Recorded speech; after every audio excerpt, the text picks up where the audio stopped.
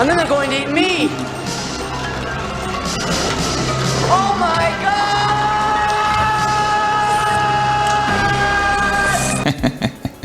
God! Part of a balanced breakfast. Welcome to News to You, where I bring you the news that doesn't bring you the blues. Now, if that intro made you feel a little bit squeamish, how about some ice cream? Guinea pig flavored ice cream.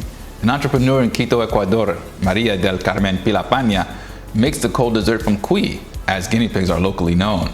Pilapaña's operation is small, consisting of 2 tables in an open area populated with dentists, clinics, and other businesses. But demand is growing.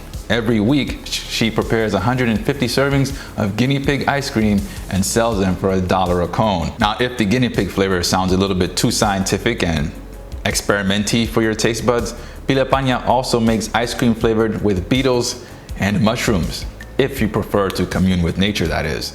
The idea for these innovative offerings was born out of necessity, during a bout of unemployment and 3 children to feed.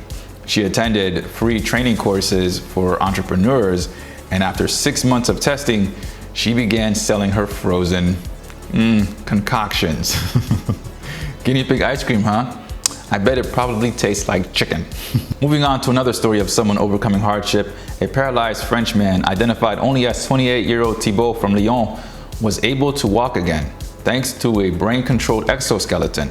After a tragic fall in a nightclub 4 years ago left him with a severed spinal cord, Thibault was paralyzed from the shoulders down. With the aid of the exoskeleton, however, he was able to stand and walk the length of 1 1/2 soccer fields over several sessions, leading scientists to describe the trial result as a breakthrough. So how does the suit work? It was a joint effort comprised of a team of experts from Grenoble-Alpes Hospital, Cinetech, a biomedical company, and the CEA Research Center.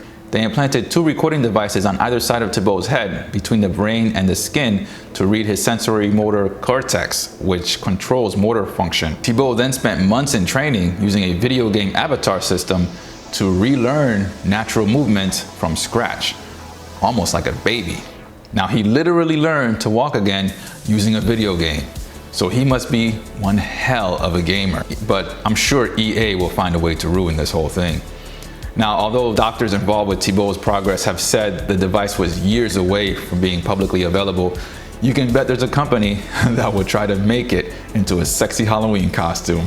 Scientists think this will one day lead to brain-controlled wheelchairs, sort of like Professor X. But Thibault said the trial offered a message of hope for people like him, that something like this was possible even with their handicap. Now, that was one uplifting story, so let's dive into the next one with a kiss. Mwah!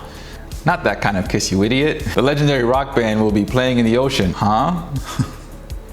After almost 50 years of playing nearly everywhere on Earth, the group is, and I quote, taking its show to a new place under the sea, where they will perform for great white sharks and 8 fans separated from those sharks by a small submarine. Say again? The fans and KISS will travel to Port Lincoln in South Australia in the Indian Ocean on November 18th in separate boats as part of an Airbnb promotion.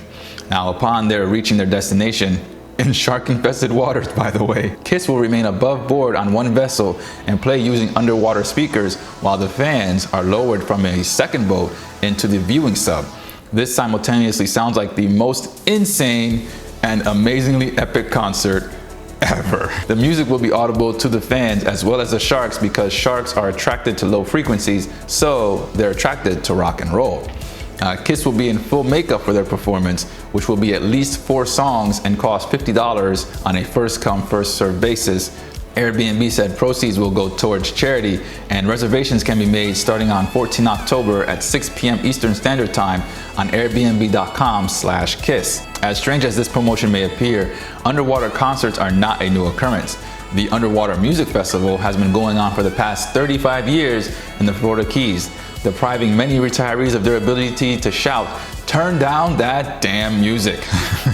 In this next story, if you're planning your retirement, you should consider taking up a low-stress and fun hobby, like growing marijuana in your shower. Officials on Sardinia, an Italian island in the Mediterranean, discovered a 5,400 square foot grow operation hidden behind the walls of a shower.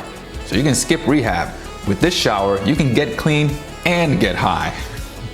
During the raid, authorities found a door in the shower wall, which led them to a facility powered by stolen energy. They seized nearly 500 cannabis plants, a gun, and ammunition, and the unnamed homeowner was arrested on several charges relating to the stash and weapon.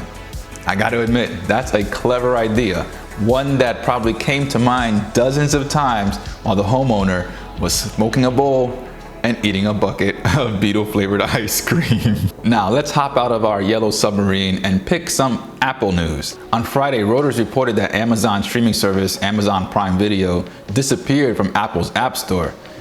Didn't I see something about Apple launching a streaming service of their own? A source said that the disappearance was due to technical issues and would return momentarily.